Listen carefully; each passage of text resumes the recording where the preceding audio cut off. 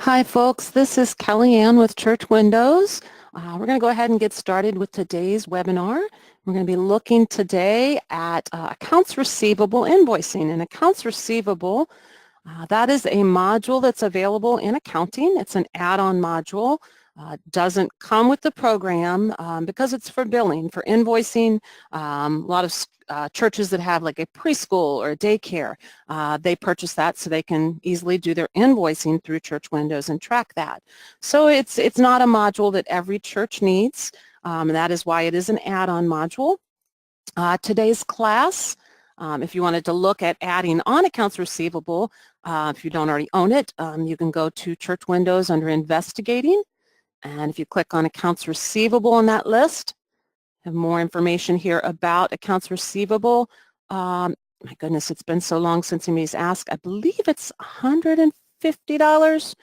I might be wrong, it might be $99, but I think it's $150 to add that on. I apologize, I don't handle the money, the ladies up front do, but they definitely would be able to tell you the specific price. But that does not come again. That does not come with the program. It's an add-on. That if you feel your church needs that for invoicing, you can go ahead and add that on to your Church Windows accounting program. Now, today I'm going to be using material from a specific workbook for accounts receivable, and you don't need that to follow along, but if you own the workbooks or you're interested in purchasing those can be found under Beginning and going to Training Workbooks. And here you can see they're $12 for you to download or $22 if you want us to print it and bind it and send it to you. If we scroll down to accounting, the very last one, you see there's packages, and then there's each of the individual workbooks, and it tells you what's in the book. The last book in the list is the accounts receivable. And you can see the different topics here. I'm going to be using pages 4 through 9 in the current book. Now, normally Josh teaches this because a lot of customers don't call about accounts receivable like the other areas of accounting. So Josh and Carolyn tend to be our experts on that. I usually don't take accounts receivable calls, but you may or may not know poor Josh injured himself and had surgery last week and is out all this week, but he'll be back next week. So I'm taking over this class today, and Jim is teaching the accounts receivable tomorrow, the other portion. So with that in mind, I may not know the answer to your question, but if I don't know the answer, we can email support@churchwindows.com, and Carolyn gets those usually if she's here, and she probably would know the answer. Or if you need it right away, I can, when I get off the phone, get the answer for you and email you back or call you back. One more quick thing before we dive in. If it's your first time using the GoToWebinar software, your first time attending, you have a toolbar, and on the side of that's a little orange-red arrow. If you click that, it will minimize it down so it's out of the way of what I'm showing you. If you click on it again, it will open that back up. And you'll want to open it if you want to ask a question, because I won't be unmuting people.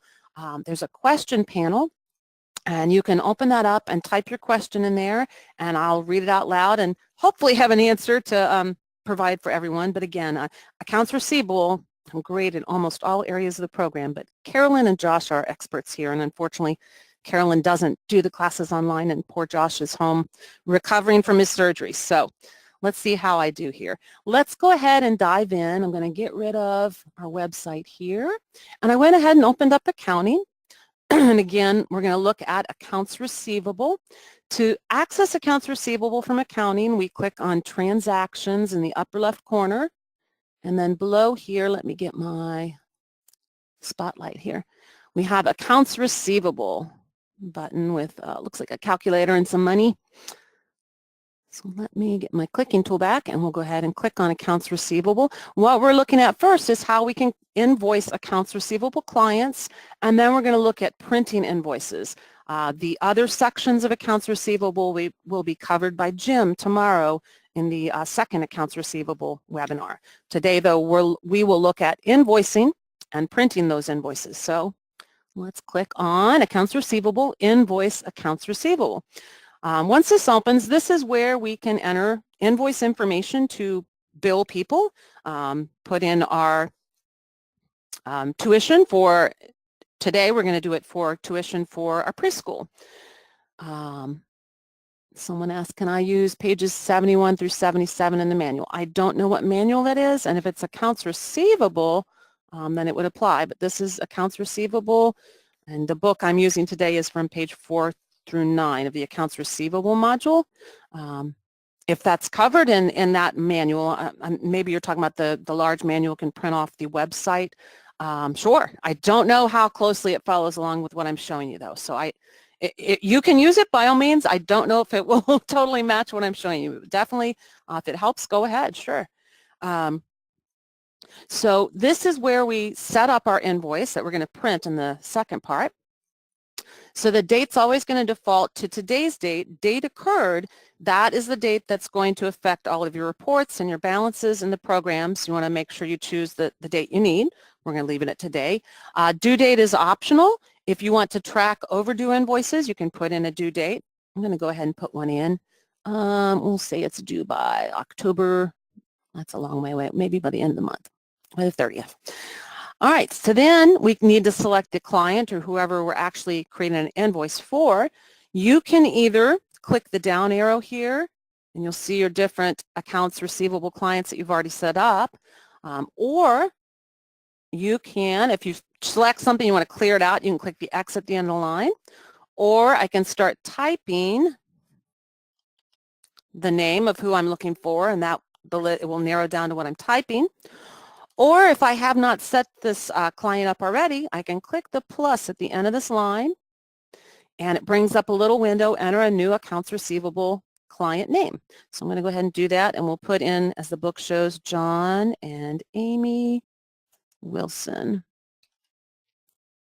Now, if you'd like to add more information than just their name, we can click the plus sign here, and we see where we can go ahead, and if you're following along with the pages in the book, I'm moving over to page 5. This screen is where you would go ahead and put their address. We'll go ahead and, I'm not matching the address in the book. If you're following along in the book, for time's sake, I'm just making one up since it's not a real person. But we can go ahead and put in as much as we need here for the more information. There's all their address information, phone, fax number, people still use those, email address, if there's a web address, their account number, tax ID. If they have a standard payment, you can put that in and it would fill that in for you when you put in their invoice. Same for default income account. If there's an income account you always use, we'll enter more than one. I was just going to do one when we enter it, but let's go ahead and put preschool tuition, and we'll put their payment as well. Now these are optional. You don't have to fill these in, but if you have a standard payment you want it to fill in for you, you'll always use the same income account when you're billing for your tuition. Go ahead and fill those in, then that can save you time. If we wanted to add some comments, we could put those here as well. Once you're done, just click OK. And notice John and Amy Wilson are already filled in, already popped in preschool tuition. Did not put the amount. Maybe that would fill in the second time. I'm not sure what happened there. Let's move on though and look at transaction comments. This, again, this is optional. You can enter any comments you might need. I forgot to mention over due date and transaction comments. Any of the fields you see this little toggle or light switch over, if you don't want to use those fields, you can turn those off. And here, I'll click in the date field. And notice if I hit tab now, it tabs straight down to select AR client. And if I tab one more time, it's going to go right down to income expense. So by turning those toggles down, it just saves me having to tab through those if they're fields I don't use. Turn those back on. All right, so it went ahead and filled in the account for me. Let me go ahead, I'm going to clear it and show you how. If you don't choose a default account, you can fill it in. You just want that to go here. Let me try this one more time. I want you to see where it shows the really faint writing there. Let's put Wilson back in. Notice here where it's in. It filled it in for them because I put that default, but notice here it says click here to enter the detail lines. So if I hadn't put a default account, then I'd want to click where it says click here to add the detail lines.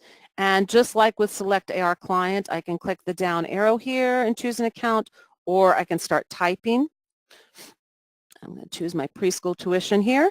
Now, if you wanted to do maybe a multi-line account where the money is split over more than one account, first let me tab over here and put the tuition amount in. I'm getting ahead of myself. We're not going to talk about debit memos. Those are rarely used, and we don't discuss that in this workbook. Line item comments, though, if we wanted to add comments, this is different than transaction comments. Transaction comments would appear, if you show that column, it would appear for both the AR client and for the income and expense account that I choose here. Line item comments only are going to appear with the account along this line. It's only going to, whatever I type here would only show with the number 4 income account of preschool tuition. All right, so once I have everything I need, if I wanted to add another line item to that, I could click the plus sign here and then go up and choose another account and add more line items if I needed to, but we're just going to use the one preschool tuition, so I click the minus to remove that where it thought I wanted to add a new line. And now I just click Done, Add to Batch. All right, so there's our screen. Now, I talk a lot. I need to not talk so much because I just looked at the time and we're already half through. Before you hit post, I always recommend, especially if you're new to the program, you want to make sure things are posting correctly.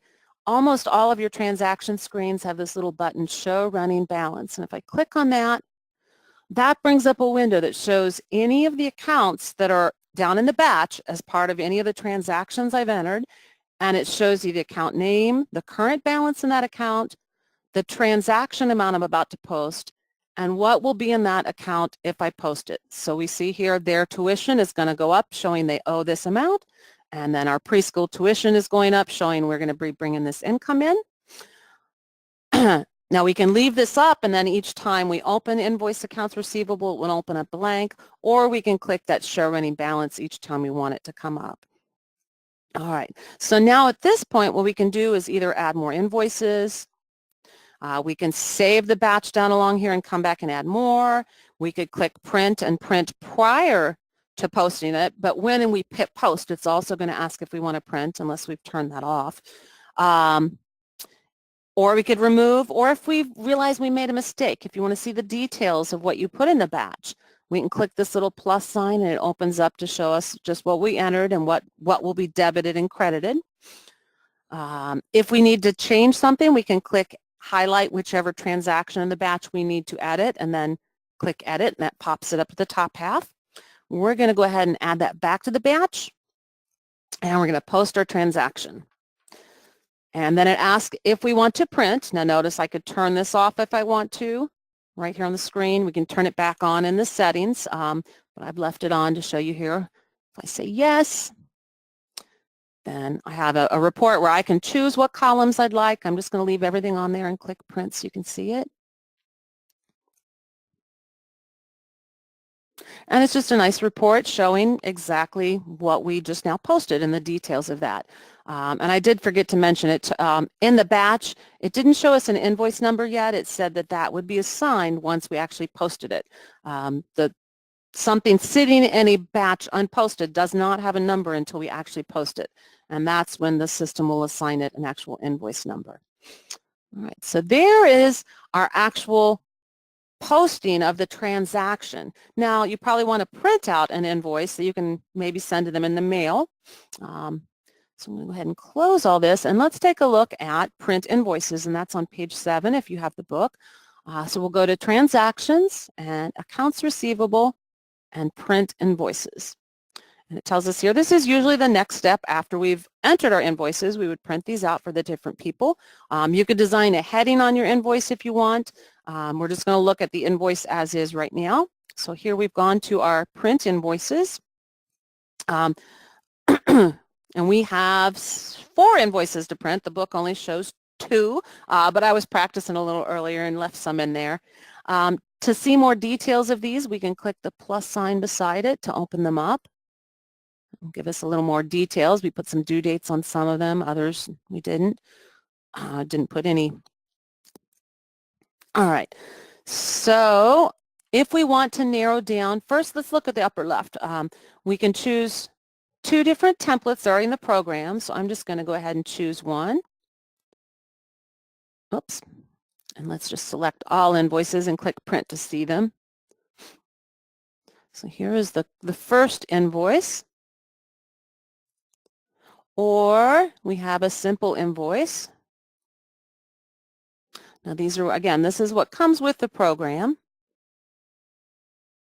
Whoops, maybe I didn't hit print. I thought I hit print. Oh, where is it? That's weird. My computer's being weird today. All right, we'll close that and let's try again. We have simple invoice, print.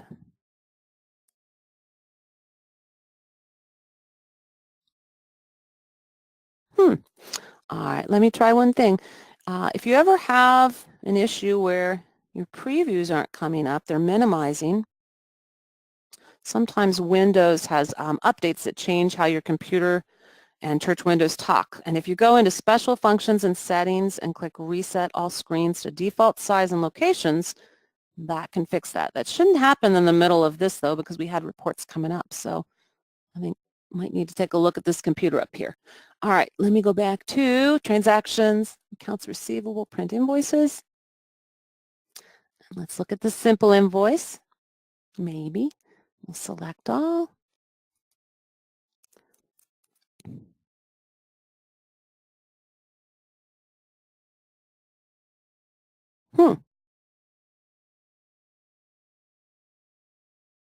All right, I'll give it a minute and we'll talk about some of the things on screen while because it's down here showing the preview, but it just seems like it's not generating.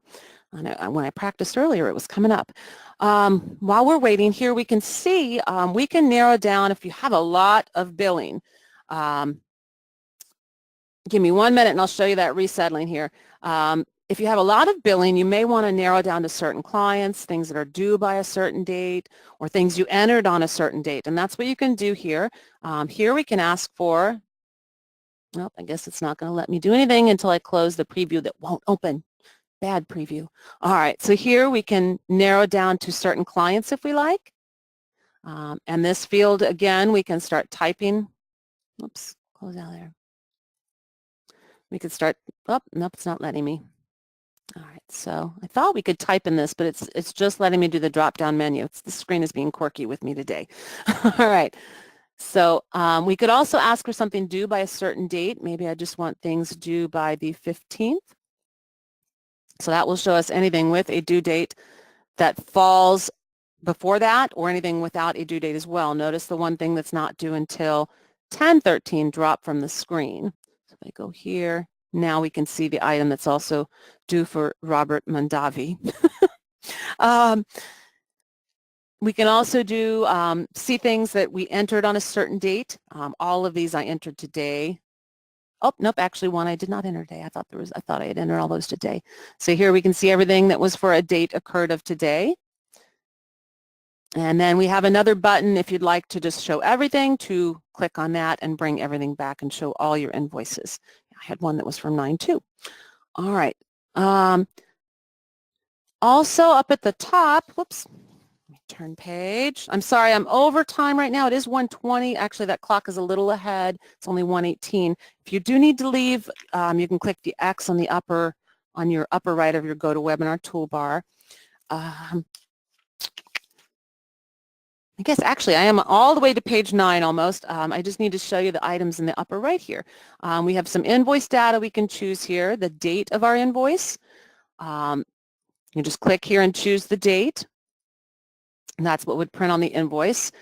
Your actual organization info, which if you need to add, you click the plus here to bring up the information. Or if you need to edit what you already have, you can click the little pencil and that brings up what's already showing. Maybe you bill for different organizations, so you could set up different organization info if you need to. And then you could create a global memo if you wanted something to appear on all the statements, versus down along here, you could do invoice memos, which would be specific to whichever line you entered that on. All right, let's click print and take a view one more time. Oh, was that my simple one? Did it finally come up? So here we go. And that was the simple invoice. I don't know why it wouldn't come up before. Here, a nice little 41st Church of Anytown with the address.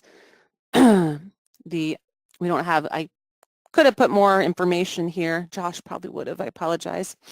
But we see all the information we had entered, the date, the amount, who it's for. Pretty nice and easy to print those out. Now the design and invoice, I do believe Jim's going to go into that tomorrow. It does come with the two print invoice templates already set up, but you can go into Invoice Designer, which Jim will look at tomorrow, and you have a lot of flexibility you can see here with designing your specific invoice. But that's actually everything I wanted to show you today. Apologize if I kind of stumbled along things. I'm, again, not as great a teacher at that as some of the other topics, but we hope, Josh, we can't wait for him to be back. Now, Joy had asked, would I repeat the steps for resetting? Any of the modules of the program, if you're clicking print and your reports are not popping up on screen, you can call us, but it might save you waiting on a call. If you just go up to special functions, and each of the modules has special functions up near the top middle, and then over to the leftish, there's a settings button. And on your settings screen, somewhere on that screen, depending on the version, it's moved around so they could put different things in the different real estate here. Some versions it's lower left, some it's lower right. Here we have this big button, Reset All Screens to Default Size and Location. Just click on that, click OK, and that will change whatever it is that Microsoft Windows says and changes something on the computer that makes Church Windows reports minimized down along the toolbar. But resetting screen size should fix that. All right, you're welcome. Questions about what I showed you today in accounts receivable? I hope I didn't confuse anyone. I think it is pretty straightforward what I showed you today. I think Jim might have the harder one tomorrow. Now again, this was taken from the accounts receivable workbook. If you joined late or anything, that is on the Church Windows website under beginning and then training workbooks. If you look all the way at the bottom, because this is an add-on, not everybody gets accounts receivable. Accounts receivable workbook is the very last workbook under all of the accounting workbooks. One more thing, if it's your first time doing an online webinar, I always like to point out, if you go to beginning on our website and click on free online webinar, maybe somebody else in the office signed you up and you didn't even know we had them. We have topics for all the different modules throughout the months of the year, and they're always changing, and we do record these, and Robert cleans them up and puts them up on our website as well. Can you enter recurring monthly preschool bills? You can do recurring invoices. So you mean accounts receivable bills? If that's what you mean, yes. You can, any of your transactions you can do recurring. So if I go to invoice accounts receivable, right up here in the upper right, and it functions, if you're familiar with the recurring transactions in enter bills or journal entry or transfers, any of those, it functions the same way. We click on recurring, and here we see the ones that are already set up. We could create a new one, and you'd fill everything in here, or I could edit one here or delete it. To use them, I just highlight, and I can use my control key to highlight random ones. So there I did every other one, and then I just hit paste, and it pastes them all over. So yes, we didn't talk about that in, I don't think I missed it, I don't think it was in my pages. Yeah, they don't cover that in the actual accounts receivable invoice section, but yes, you can go up to recurring transactions, and if you're billing the same thing every month to the same people, yes, set up those recurring transactions, save yourself time. I mean, you see, I just entered three things into my batch with just a few clicks, highlighting them and saying paste them over. And right here, if I wanted to just temporarily change the amount, I could highlight a line and click edit, go up and change it, and it wouldn't change my actual recurring transaction. If I wanted to change it permanently, then I would go into recurring transactions. What session can you learn more about recurring transactions? I don't know. I don't know that we actually have a specific class because it's not really that detailed of a topic. If we go to the website, I don't know that people realize this is here. Nope, we don't want that. Upper right, I can click the little magnifying glass. I know I spell recurring wrong. Let's see, did I get that right? There we go. We do have a video on it. Cool. I've never taught one on it, so I didn't know if we ever had any. I apologize. Looks like we did do a couple. This is for version 17 and newer, and this is version 20 recurring. So I would think either one of those might help. This one just pertains to accounting. Oh, so does this one too. So, but all right. Glad we found those. And folks, all the videos and documents that are on our website, aside from the actual workbooks that you order, all these things you can watch. I just click, if you've never been here and looked and tried this, I just click on it. There's the video right there, free for you to watch. And this must have been one we must have done. We did do a webinar back this year, just this summer. I didn't teach it, obviously, but it even tells you what workbook pages to use and everything. So, all right, more questions? And if you're in the middle of typing one, go ahead and hit enter and then type the rest. That way I don't close the room before you finish typing. I hope I wasn't too all over the place for you guys. I hope you learned something or you saw something new from the invoice accounts receivable and print invoices. I was a little nervous when they asked me to do it. All right, well, I don't see any half-entered questions coming through, so I'm going to go ahead and end today's webinar. Hopefully you learn lots. Jim will be teaching the other section tomorrow, not me. I'm going to go back and do about a half an hour calls and take my lunch at 2. Guys, have a great day. Thanks for attending. Bye.